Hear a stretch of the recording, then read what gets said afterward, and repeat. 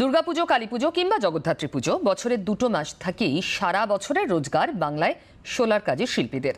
কিন্তু লকডাউন আমপানের জোড়া ফলায় ধরাশায়ী এই শিল্প। বিকল্প হিসেবে বাজারে জন্ম নিয়েছে আট বাংলা সাজ। লকডাউন এবং আমফানের তাণ্ডবে ঐতিহ্যের ছেদ। জগদ্ধাত্রী বা কালী ঠাকুরের গায়ে দেখা যাবে না সোলার কাজ। বিকল্প হিসেবে থার্মোকল কিংবা আট বাংলা সাজ দিয়েই মন ভরাতে হবে দর্শকদের। আমফানের তাণ্ডবে সবচেয়ে বেশি ক্ষতি হয়েছে এই বাংলার সোলার শিল্পে। গাছ নষ্ট হয়ে যাওয়ার কারণে জোগাড় করা যায়নি সোলা, তাই ডাকের সাজের প্রতিমা এবছর কার্যত দুষ্প্রাপ্য। এবার আমফান ঝড়ে সোলার প্রচুর ক্ষতি হয়ে গেছে, সোলার সাজ পাওয়াই যাচ্ছে না। পুরনো যার সোলার ছিল তাদের দুর্গাপূজাটা কোনো রকমে মিটেছে, কিন্তু কালী পুজোয় সোলার সাজ পাওয়া খুব মুশকিলের ব্যাপার। সোলার পরিবর্তে আট বাংলার যে সাজ হয়, জরি, চুমকি এইসব দিয়ে, কাগজ টাগজ দিয়ে বিভিন্ন রকমের যে সাজগুলো তৈরি হয়, সেই সাজেই এবার কাজ চালাতে বলছি। এবছর চাহিদা তো নিশ্চয়ই আছে, কিন্তু ব্যাপারটা হচ্ছে যে ঠিকমতো পাওয়া যাচ্ছে না বা পাওয়া যাবে না।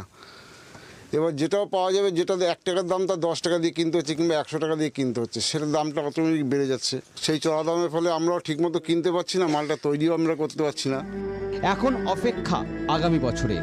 করোনা কাল পেরিয়ে যদি স্বাভাবিক ছন্দে ফেরে সোলার চাষ, তাহলেই ডাকের সাজে মৃন্ময়ীকে অলঙ্কৃত করা সম্ভব। ব্যুরো রিপোর্ট, জি24 ঘন্টা।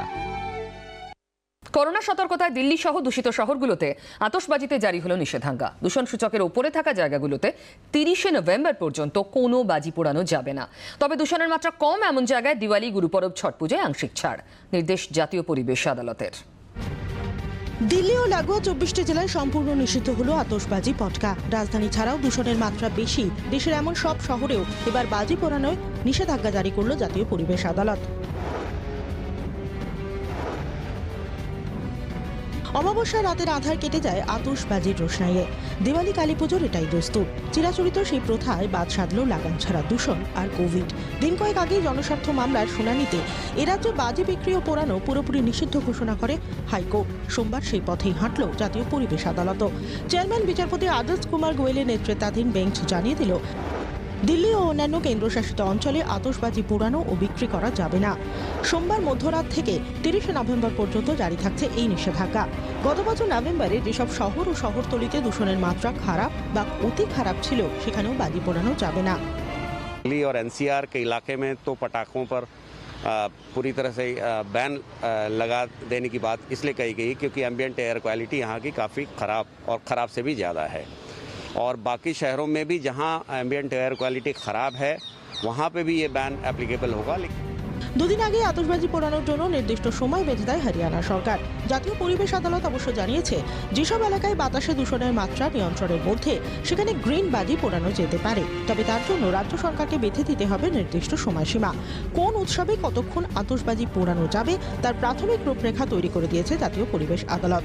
বলা হয়েছে, দিওয়ালি ও গুরু পরবে রাত 8টা থেকে 10টা পর্যন্ত গ্রিন বাজি পোড়ানো যেতে পারে। ছট পুজোয় ভোর 6টা থেকে 8টা পর্যন্ত। ক্রিসমাস ও নিউ ইয়ারে রাত 11:55 থেকে 12:30 পর্যন্ত গ্রিন বাজি পোড়ানোয় ছাড় দেওয়া হচ্ছে। তবে রাজ্য মনে করলে এই ছাড় যে কোনো মুহূর্তে প্রত্যাহার করতে পারে। আদালতের পর্যবেক্ষণ, কোভিড পরিস্থিতি মোকাবিলায় আতশবাজিতে রাশ টানায় একমাত্র যুক্তিযুক্ত পথ। ব্যুরো রিপোর্ট, জি24 ঘন্টা।